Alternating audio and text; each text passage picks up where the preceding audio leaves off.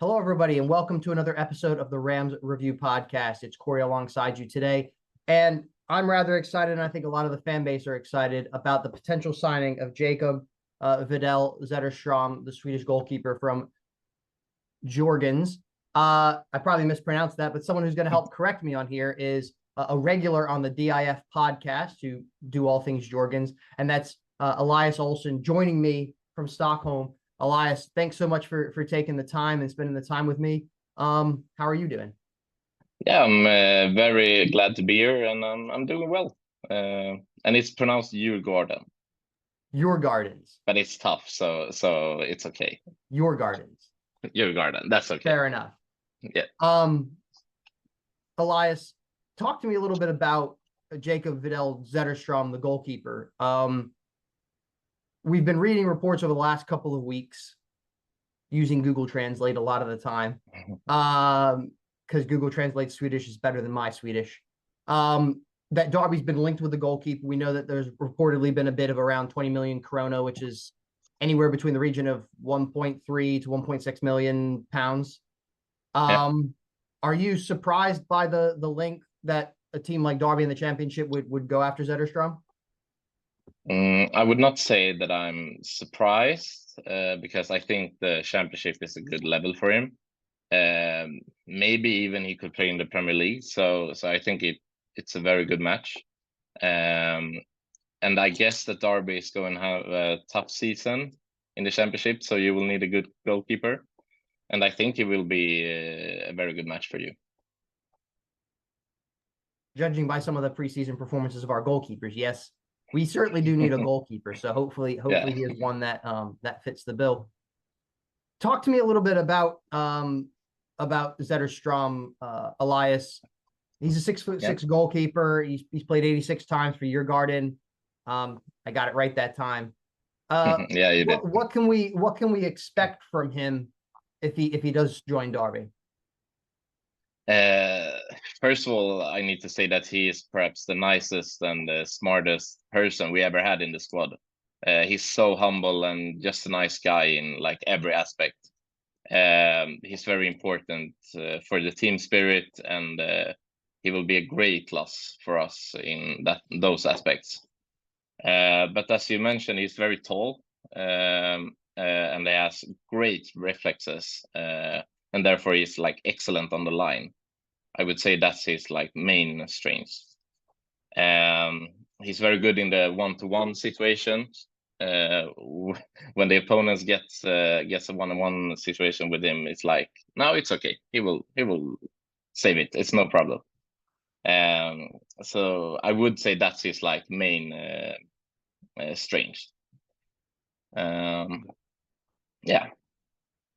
So oftentimes you see goalkeepers who are really tall, big guys, and it's difficult for them. You head the ball down on the line, and it's difficult for them to kind of get down there because they're so big.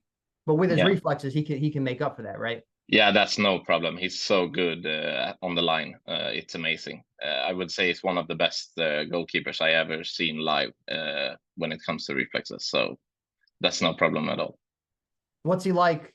There's a big push now in modern football of playing out for the back, being good with your feet as a goalkeeper. Hence why I help with the podcast and don't play football. What's he like playing out from the back? What's he like using his feet and utilizing that kind of new mod-con skill set? It's not like Derby. Derby's not Manchester City. They're not Barcelona. They don't, plan it out all the time. But I do think there's an element that all coaches kind of want their goalkeeper to be good with their feet. What can we expect from Jacob Zetterstrom with his feet? So I would say that maybe his footwork is something he for sure can improve. He has been rather poorly with his feet for the few years, but he has gone better when it comes to this footwork and his passing. He's excellent at starting the ball from the back for long balls. He's very good when it comes to that. But his footwork is maybe one of his biggest weaknesses, I would say. So he can improve that for sure. Fair enough. And, I've seen a couple of pictures of him. Elias, not that I've got posters of him in my room yet or anything. But you will. I already do, but that's okay. Talk to me a little bit about that cap that he wears, because it's very Petr Cech style kind of thing. And we know what happened to Petr Cech. He had a really, really bad injury. Yeah. And I was reading a little bit that he picked up an injury and he kind of wears the cap, and it's kind of his thing now. Talk to me a little bit about that cap, the injury that he suffered, and, was it like as severe as Petr Cech or whatnot? And is he just like more comfortable wearing it now? Yeah, so he got his injury, I think 2020. We won the league 2019 and he was a part of it, but he got the injury maybe 2019, I don't know. But he took a sabbat year and didn't play football for like 1 year because the injury was really bad. And then when he came back, he had a backlash. So he got a second injury on his head. So now it's been like maybe 3 years since that, and he hasn't got a backlash since that. So I guess he wears it now for his own safety, but also that he's very used to it. I wouldn't say that it's like a minus when you're gonna sign him, or if you sign him. Because that can happen to every goalkeeper, because they end up in those situations. But maybe it's something that Derby or any other club that will sign him needs to have in mind. But he has played like every game for us in the last 3 years, so I think it's for making him feel a little better, I guess. So it's not like a hindrance to him. It's just one of these things. No, it's not. You wear, maybe like some players like will wear long sleeves because they feel more comfortable, or they'll wear high socks or low socks because that's kind of, that thing they feel comfortable. Same thing with the headgear. Yeah, I would say, yeah. And he's like maybe the first matches that he played with the head thing was a setback for him, but for the last at least 2 and 3 years, he's been excellent, even though he has that thing on his head. So I wouldn't say it's a bad thing. No. Talk to me a little bit about the Swedish national team. Obviously, they didn't qualify for the Euros. They're normally pretty good. They normally get to the World Cup. They normally get to the Euros. This kind of was a weird cycle without Sweden there. Talk to me about Jacob Zetterstrom's Swedish prospects. Is he an international caliber goalkeeper? Is he going to play for Sweden? Is he in the Sweden setup? Talk to me a little bit about his international aspirations, or a little bit about how he's thought of within the Swedish Football Federation. Yeah, so I would say he made his debut in like 2 years ago, I think, in the January tour. Like Sweden does that tour every year. It's like the B squad of the national team, but he did good there in the games he played. And now he hasn't been in the squad for the Euro qualifications or anything, but he's like almost there. He's almost out, and he should be in. I think everyone agrees with that, except the national leaders, I guess. And so I would say we have a history in Sweden that if you play in the Allsvenskan, you have a very tough time to make it to the national team. Always the coach is always looking at the other leagues, even maybe leagues that are slight better than Allsvenskan or in the same level. But if you play in a foreign country, you have a better chance of making it to the national team. So I would say that if Jacob goes to Derby or another club out in Europe, he will have a very good chance of making it to the national team. It's a little bit of bias there against the Swedish league there, I would think. And, it's one of those things like, oh, if you go abroad, we will pick you. I know it's very similar here in the States, where not so much now, because we did pick in the Copa America. America picked for the first time ever an entire team of players that play in Europe, and they didn't get out the group. We don't want to talk about that. Coach got fired, which is good. and whatever. But sometimes there was often a disconnect of like, oh, you're going in the MLS, you're an MLS player, vice you're playing in like the third tier in Germany. This is fantastic. We'll pick you, whatever. Yeah. So yeah, I can understand where you're coming from there, but it must also be frustrating as a supporter, when you see players who are at a certain level and they're not going to get a look in because they're playing in the domestic league. Yeah, so like for example, we had Samuel Dahl, who we just sold to Roma, our left back. He's so good, like the best in the league, and he will play in the national team for like coming 15 years. But he didn't get to play now in January when we had the latest national games, because they choose another player who isn't even the left back just because he plays like out in Europe. So it's so confusing, and that I guess that's one of the reasons that Jacob hasn't played so much in the national team, but for sure he will.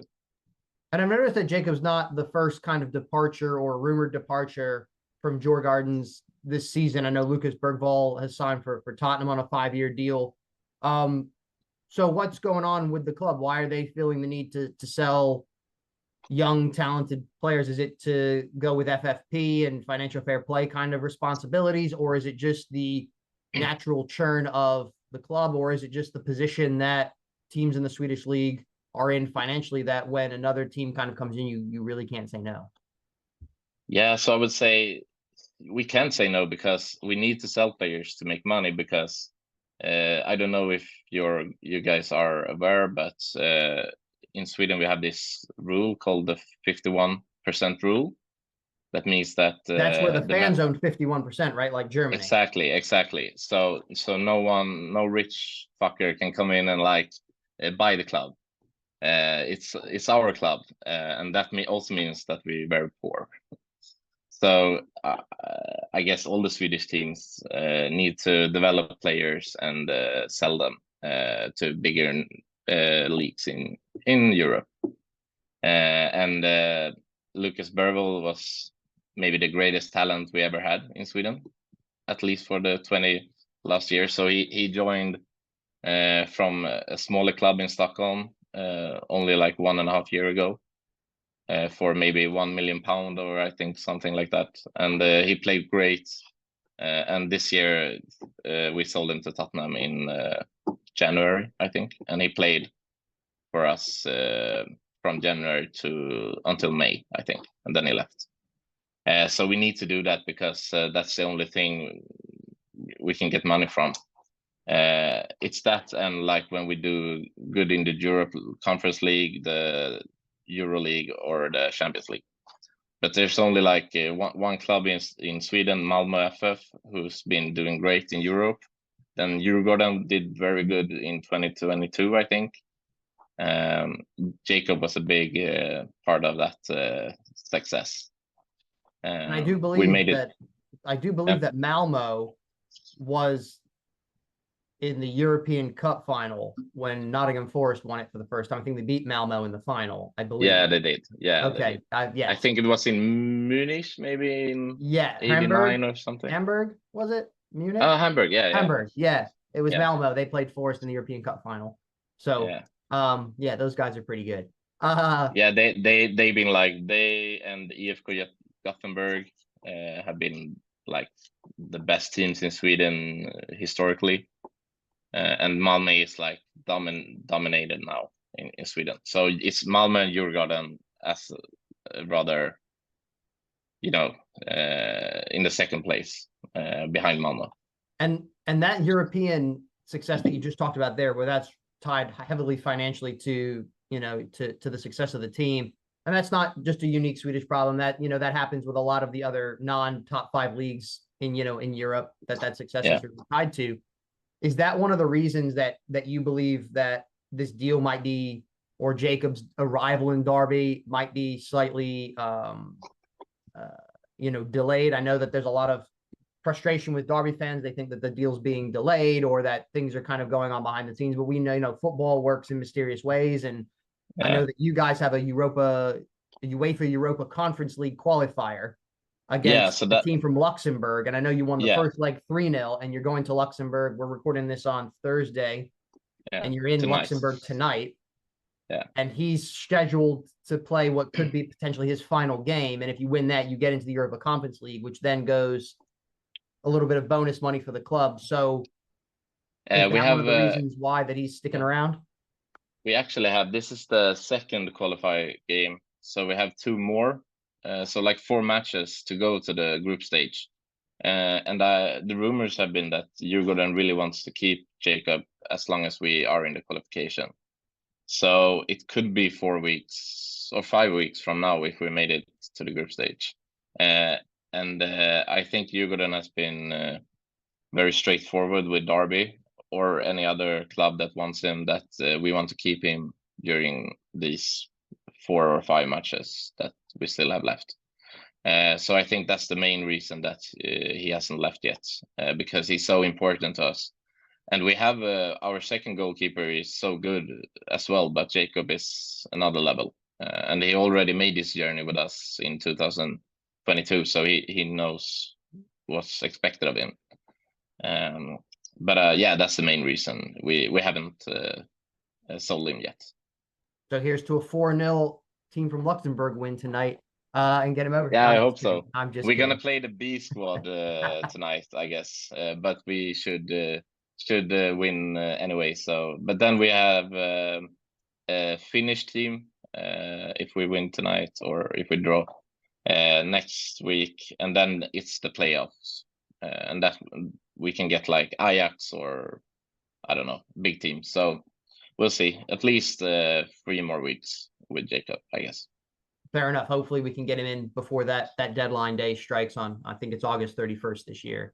Yeah, we did this. We did the deal with Hellas Verona on Isak Hien, who played for us in 2022, where I think they made an agreement during our qualifications to the Conference League that they finished all the paperwork, and then the agreement was that he should play with us for as long as we are in the qualifications, and then he left for Hellas Serie A. So I guess maybe if Djurgården and Derby has an agreement on Jacob, he will leave as soon as we make it to the group stage, or if we lose. Fair enough. Elias, a couple more things for you before I let you go. We talked a little bit about this a little earlier, but just to recap and to get a little bit more insight from you, we talked a little bit about Jacob's strengths, and you said that his reflexes and staying big for a 6'6" guy, are kind of some strengths. What are some other things that he's good at that we can look forward to see if he's rolling up in a Derby shirt? Well, his experience, like in the top of the league, and his Euro experience are great. He has played so many games, so he's very experienced in that way. And I think that's very important if you're gonna play. You go to England and you play in Derby. It's good to have played international caps before. Well, at least his starting counterattacks are so good, both with his hands and with his foot. We scored some great goals in 2022 for the qualification to the Conference League, with starting that he started the counterattacks from the back. So if you're gonna have a struggle in the league, and he can for sure start some good counterattacks for you. So you need to sign someone who's very fast in the front. Yeah, that's interesting. We do have a couple of nice, fast and tricky wingers, and I know that the coach would like to bring in an additional forward who's like a target man. So that would be it's exciting to hear that he can ping the ball to the target man and just he can play it off to the really quick guys and hopefully get a his throws are amazing. So he can throw the ball like half the pitch or longer than that. So and it's pretty nice to see live and on TV when he does that. From nothing to a goal chance in like 2 seconds. It's amazing. Talk to me, Elias, a little bit about his weaknesses. I know you said that, his footwork could improve and maybe playing out from a back. Are there other aspects of his game that he needs to, that Darby needs to be aware of, and we need to be aware of as supporters that he can work on? Well, even though he's a big guy, I think he can improve on his, the goal area, owning the goal area more, the box. But that is also something that he has improved during this season. I think he has a bigger, authority in the goal area this season. So, but that's maybe something that he can improve on more when it comes to Derby or any other club. And Elias, do you think he can be a success in England? Do you think he's cut out for the cut and thrust of the championship? Do you think he can be a success outside of his native country?